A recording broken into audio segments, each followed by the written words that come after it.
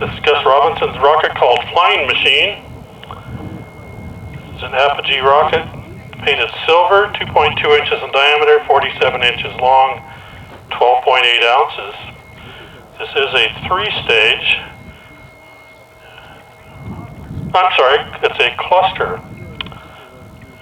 Central E12-4 with two B60s. Total impulse of 36.8.